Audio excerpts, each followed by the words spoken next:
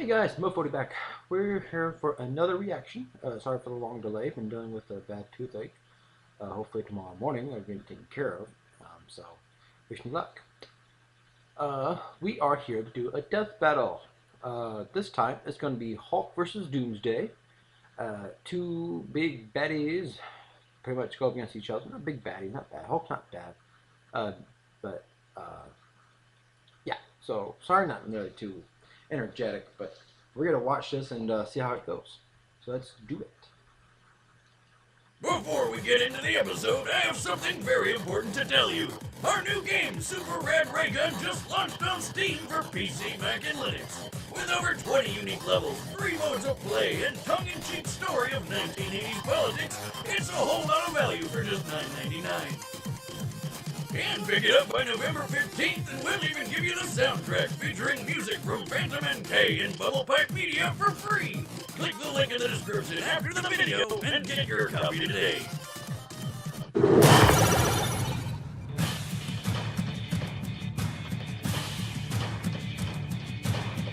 Pure, unadulterated rage. Usually, in a stressful situation, you'd want to avoid this sort of emotion in order to keep yourself focused. Unless you're a giant rampaging pile of muscles, like these two. Dr. Bruce Banner, the Incredible Hulk. And Doomsday, the monster who killed Superman. He's Wiz and I'm Boomstick. And it's our job to analyze their weapons, armor, and skills to find out who would win a death battle. Within each of us, oft-times, there dwells a mighty and raging fury. And this suits no one better than the mild-mannered scientist, Bruce Banner. Cause when Bruce gets angry, oh boy, you wouldn't like him when he's angry. Dr. Robert Bruce Banner may have grown up with few friends, but what he lacked in popularity, he made up tenfold with his intellect. However, in spite of his gifts, it was never enough to earn the respect and love of his father. Partly because Bruce was so smart that his alcoholic dad literally thought he was a monster and expressed that to Bruce pretty thoroughly. God damn! How much distance do you think you got there, Wiz? 9, 10 feet? Man, with an arm like that, he can really go places. Like the nut house after he murdered his wife right in front of Bruce. Aww. Understandably traumatized, Bruce coped by creating an imaginary friend to talk to. You know, I had an imaginary friend once. You did? What was his name? Dad. Oh. Well, Bruce's friend served as an emotional outlet all the way through his college graduation. However, his advice to Bruce was oftentimes destructive. So when the U.S. military recruited Bruce to make weapons, it was actually kind of fitting. Bruce was tasked with developing a gamma bomb, which would use gamma radiation to target enemy weapons and buildings without endangering human lives. At least, that's what Bruce was told. Surprise, surprise! Gamma radiation is actually pretty fucking harmful! And when it came time to test the bomb and some dumb kid decided to play his harmonica right in the test zone, Bruce asked his assistant to stop the countdown and dashed off to save him. But turns out his assistant was a Russian spy who set off the bomb anyway. On that strange day, Bruce's imaginary friend became a real-life terror as he transformed into the Incredible Hulk.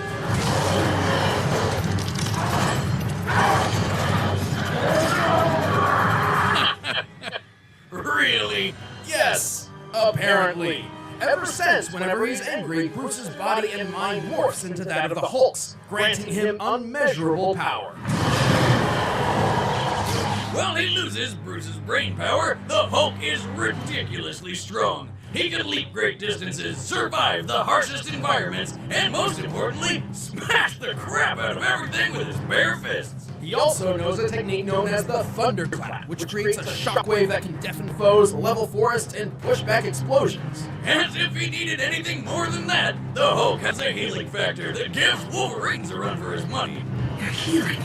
You should be dead. He's super strong and super hard to kill. What's not to like? Well, there's one little detail that kind of ruins the whole experience. Bruce can't really control the Hulk. In fact, the Hulk is his own being, and they both hate each other, vying for dominance over Bruce's body. And yet, Bruce and the Hulk are often reminded how much they depend on each other for survival.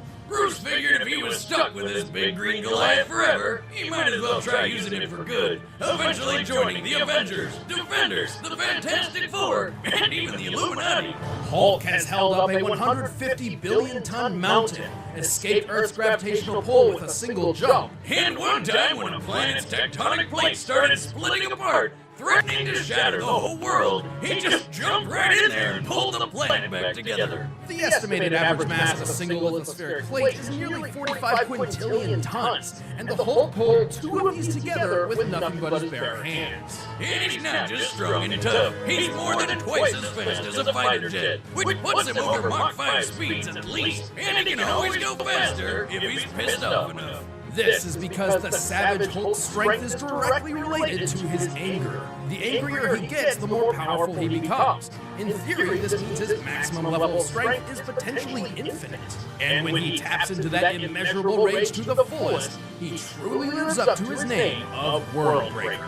Bigger, stronger, and oozing with gamma radiation, the Worldbreaker Hulk is so powerful, with a single stomp he created earthquakes felt hundreds of miles away. In his battle with Sentry, basically Marvel Superman, they almost destroyed New York. And when battling another Worldbreaker Hulk, a single collision between them obliterated an entire planet. Even the mutant Darwin's power, which specifically adapts to counter any enemy, decided that the best defense against the Hulk was to be somewhere else. Holy hell! Who could even stand up to this madness? Not many, obviously. Typically, Bruce does his best to contain and limit the Hulk's power. In fact, Worldbreaker Hulk is a result of Bruce relinquishing that control entirely. In terms of combat, usually only cosmic beings like Silver Surfer or Zeus have the might to challenge the Hulk. Oh yeah, like that one time Zeus hit him so hard it burned out his healing factor. But even gods sometimes have to learn the hard way.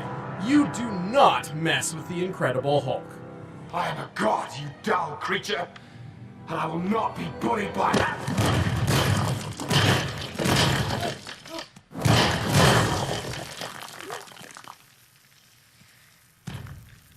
Puny god. What if all you had ever known was hatred and aggression, violence and pain? This life is reality for YouTube comments, Doomsday, yeah, the Doomsday guy.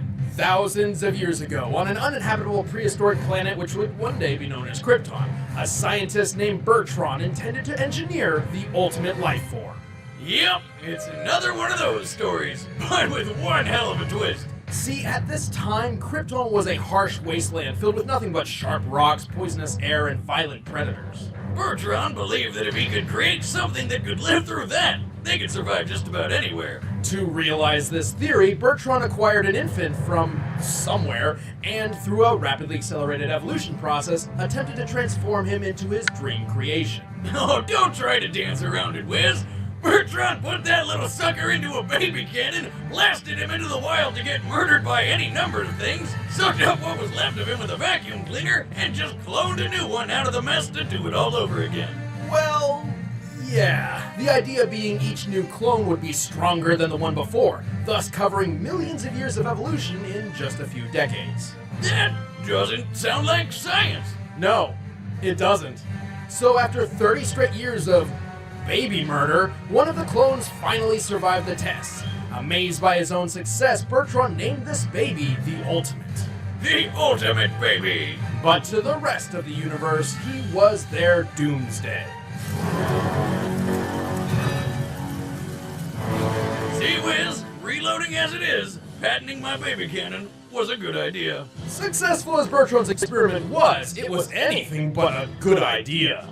Turns out, while Doomsday usually appears to be a mindless beast, he remembered every single time Bertrand had him killed. As a result, Doomsday had been unintentionally programmed at a genetic level to hate everything that lives. Bummer. Needless to say, Bertrand was pretty screwed. Because even with 30 years of development, Bertrand had never quite figured out what to do if his experiment actually worked. Because Bertrand is the worst. I mean, he did do what he set out to do. He made an 8-foot-10 monster that doesn't need to eat, breathe, or have internal organs to live. It just kills and kills and kills some more. Doomsday possesses enormous strength, incredible durability, and poisonous spikes which can extend. But due to Bertrand's experiments, Doomsday's greatest power of all is his ability to adapt to his opponent's powers. After taking his sweet revenge, Doomsday stowed away on a supply ship and ravaged dozens of planets until he finally found himself on Earth. On that day, Doomsday did the unthinkable. On that day, Doomsday killed Superman. Well, kind of. He actually put him into a super sleep. After several days, he kind of woke up more powerful. Yeah, we all know Wiz. At least Soups took Doomsday down with him. Or maybe not. Turns out, whenever Doomsday dies, he just comes back to life, forever immune to whatever killed him in the first place. Can't beat me the same way twice. He's been punched to death by Superman, blasted apart by the Radiant's energy, brutally ripped in half, incinerated by Imperiex, and just curb stomped by a Kryptonian horde. Practically invulnerable at this point, Doomsday's taken on Darkseid, tanking his Omega beams and beating him to near death. He single-handedly defeated most of the Justice League and took on an energy attack that wiped out a fifth of a planet. He's punched through the Phantom Zone, battled super beings called gods for a century, and even broken Wonder Woman's arms. Arms strong enough to help pull the Earth. And during his rematch with the Man of Steel, after witnessing Doomsday survive an explosion equivalent to 1 million nukes, Superman realized that the only way to stop him was to send him to the end of time. At its most powerful, Doomsday's mere presence can boil the ocean and disintegrate buildings. A casual stroll across Africa made wildebeest an endangered species just by walking around. But what he's got is strength. He really lacks in brains. Not that he's dumb, he just literally lacks a brain. More often than not, Doomsday is little more than a one-track mind-killing machine. This makes his intentions predictable, and a clever opponent could use this to, say, lead him into a trap. And should that foe come up with a new way to hurt Doomsday, he could be killed. Still, that's gonna be pretty goddamn hard to do.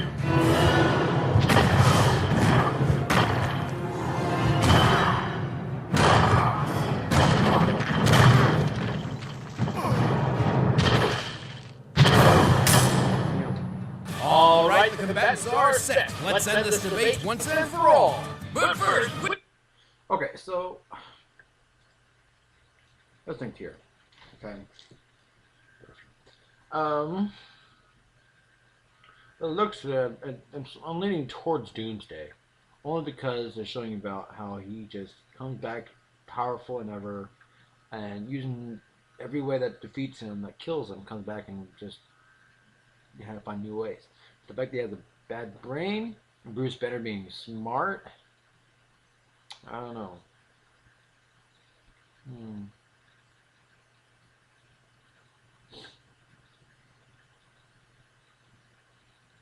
But does they coincide to each other. Bruce inside of Hulk can pretty much maybe communicate, telling him maybe some kind of weakness and find some way to kill Doomsday and kill his death out. There's times where Hulk's healing factor did not matter.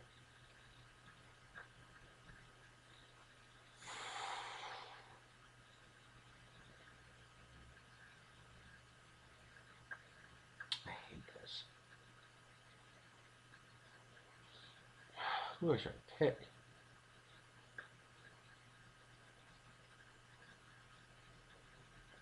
It's gonna be a hard one. I'm leaning more towards Doomsday. Let's see. Wiz won't stay. Hold on. Let's get to it. At checkout. But right now, it's time for a death battle!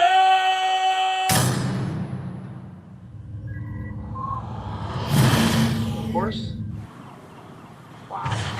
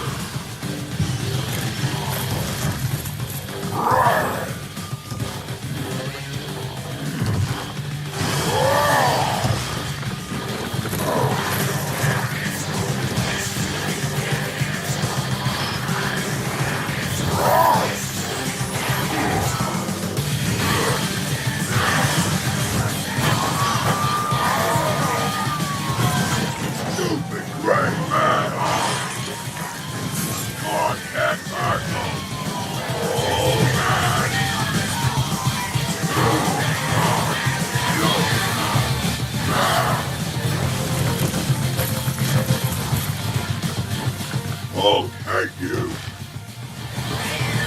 Hulk hates spiky beard.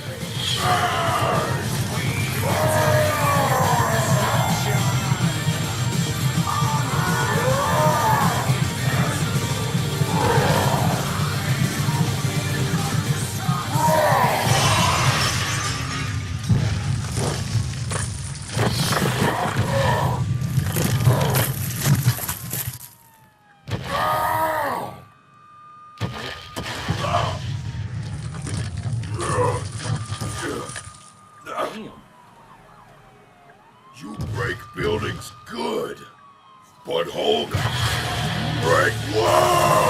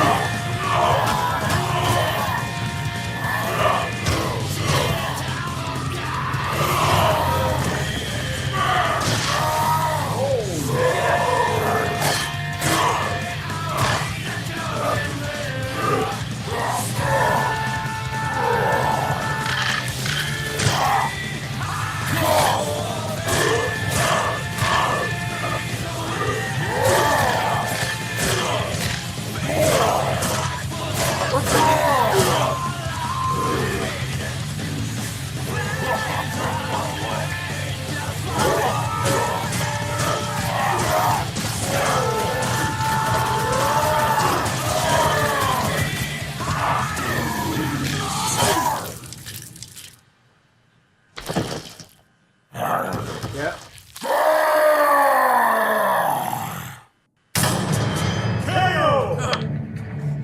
Oh, that was beautiful. With the Hulk's immeasurable power and Doomsday's impossible immortality, this truly felt like a fight between an unstoppable force and an immovable object. Hulk may have had the advantage in raw strength, at least at his full potential, but Doomsday could certainly hold his ground. His victories against the likes of Superman and Darkseid prove he can take a hit from someone strong enough to break planets. And by experience, Doomsday had the speed advantage. He regularly fights foes with light speed capabilities, while that kind of speed is an extreme rarity in the Marvel Universe. In fact, the only foe that fast who Hulk's ever seemed to keep pace with in a one-on-one match was Sentry, and that was when he was at his most powerful stage, Worldbreaker Hulk.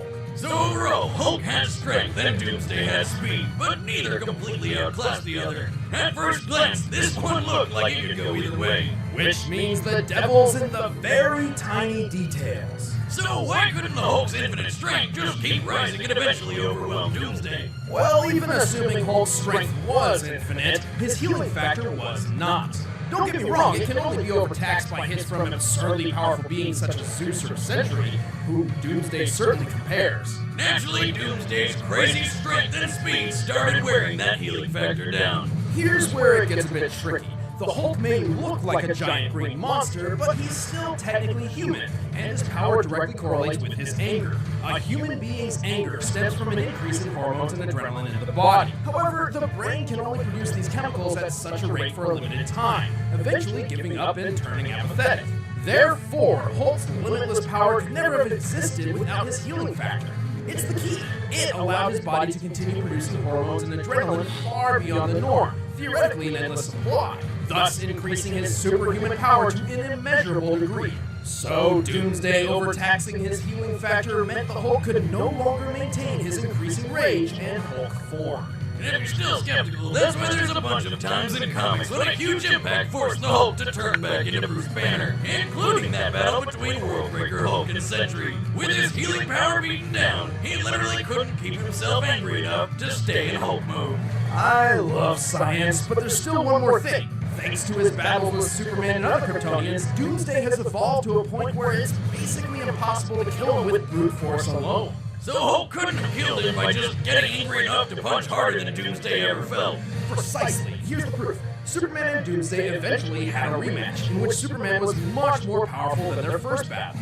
As we discussed before, Superman's power is also potentially limitless by way of continually absorbing solar energy, and at this point in his story, he'd begun to discover that.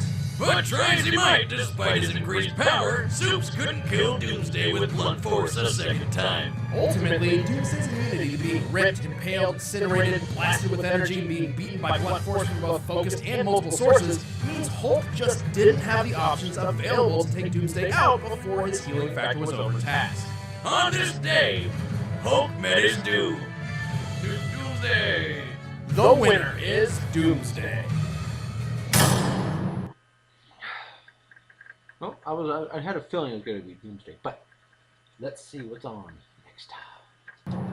Next time on Death Battle.